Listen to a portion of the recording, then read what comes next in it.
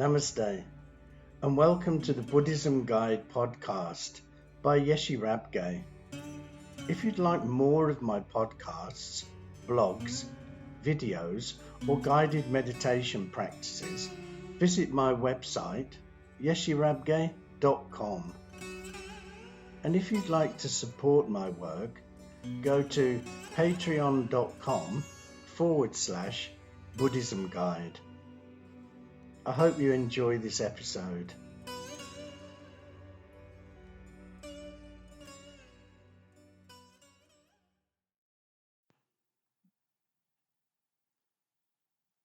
This episode is called Cultivating Virtuous Qualities. I believe there are 3 qualities everyone should try to cultivate, not just for our benefit, but also for the benefit of everyone we come in contact with. The 3 qualities I'm talking about are being humble, contented, and grateful. Humility. I personally feel more at ease in the company of humble people. They don't waste time bragging about what they have, who they are, or where they've been. They play down their achievements and are more attentive to others' needs. The opposite can be said for people who are proud and conceited. It's a challenge for me to spend time with someone who boasts. They're only interested in selling themselves and seem to have no interest in who you are or what you think or know. I've always found people with pride to also have the biggest egos, and usually the biggest mouths to go with them. But a humble person is quiet, respectful, and attentive. Which one would you rather be around? In fact, which one would you rather be? We must stay open-minded at all times. Just because we know a way to do something doesn't mean another person doesn't know a better or easier way. We shouldn't assume we know best.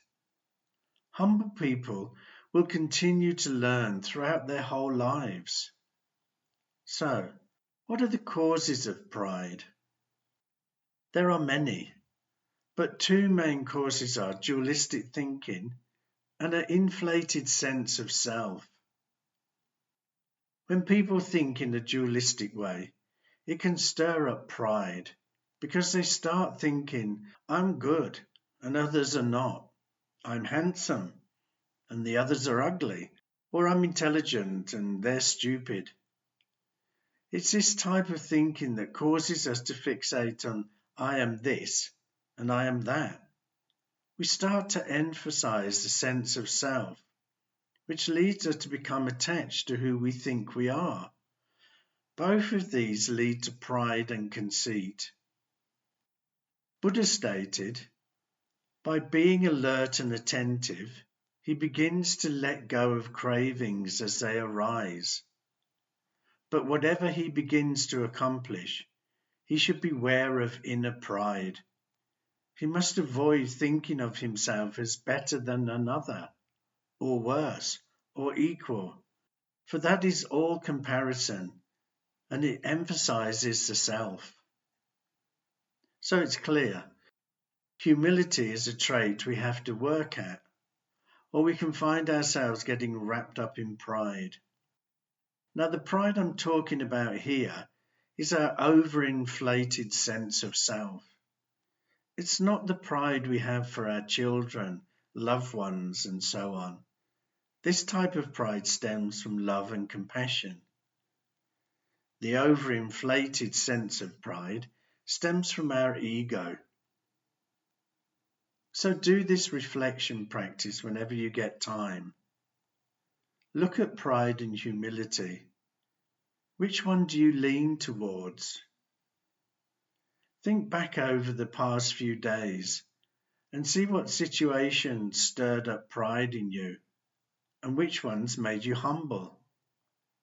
Only when we become focused on these situations are we able to make changes in ourselves. Contentment. Oh, to be contented. If only we could be. But it seems human beings have a natural urge to never be contented. Or can we? We have to look at what is need and what is greed.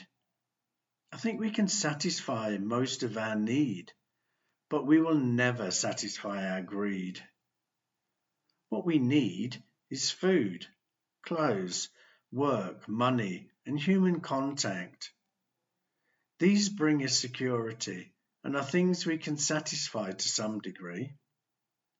What we want is latest smartphones, expensive clothes, big cars, huge houses, and exotic holidays.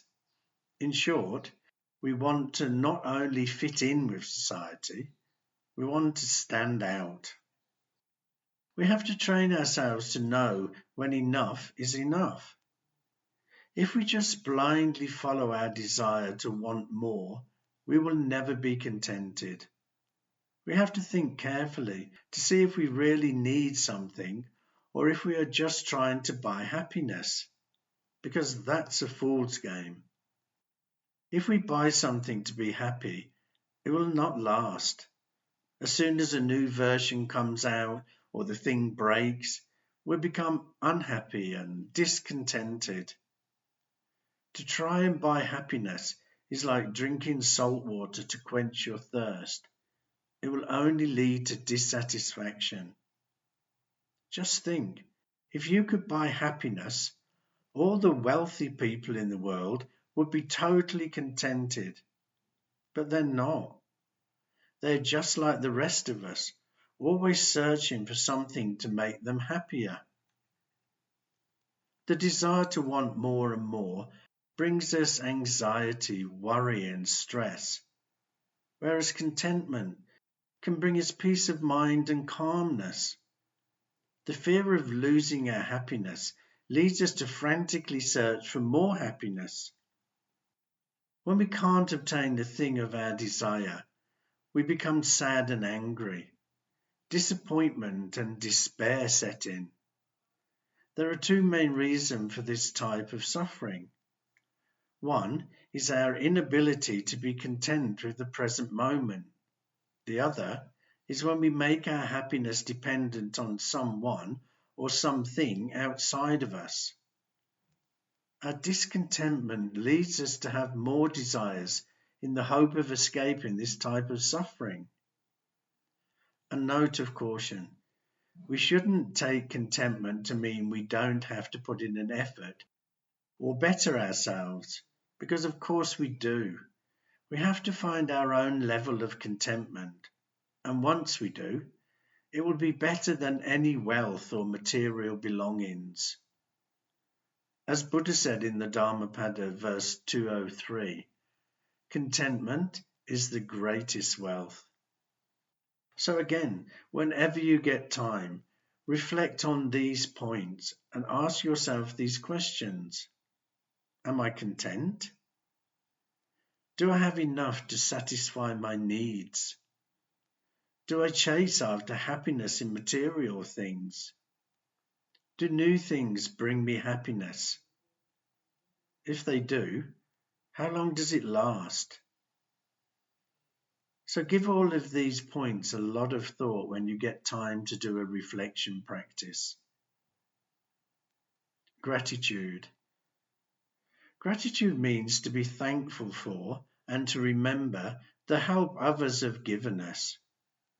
We should also try our best to pay back any help we've received if and when the person who has helped us needs it. Buddha stated, these two people are hard to find in the world. Which two? The one who is first to do a kindness, and the one who is grateful for a kindness done and feels obligated to repay it. These two people are hard to find in the world. Lately, it seems that people have very short memories where being grateful is concerned. Gratitude is a virtue we should do our best to cultivate. This is only one part of gratitude as far as Buddhism is concerned. In Pali, gratitude can be translated in different ways. One of the ways literally means that you know what someone has done for your benefit. So instead of it being an emotional thing, as gratitude is usually seen to be, for example, we say things like, I feel grateful. The literal meaning makes it more intellectual. This translation seems to involve an element of knowledge. We know what has been done for our benefit. This is an important point because it takes in the interconnectedness of everything. If we just sit down and eat our dinner without being aware of what we're eating, who planted and harvested it, who packaged and delivered it, we will not be fully grateful. Being grateful is connected with an awareness of the world around us, how it works, and who is doing what to benefit us. So, in a reflection practice, think about your last meal and follow the process back from your plate to the seed in the ground. Think about all the people involved in the process. It could be a fairly long list. We should be grateful to all of these people because they have benefited us by providing food that we can eat. It isn't easy to set pride aside, focus only on what we truly need, or recognize how everything is interconnected, but it's worth it to try. Allow yourself the room to learn from past ways of thinking that have kept you separated from the benefits of these essential qualities of humility, contentedness, and gratitude. As you cultivate these virtues, you'll find you're giving a gift not only to yourself, but to the world around you.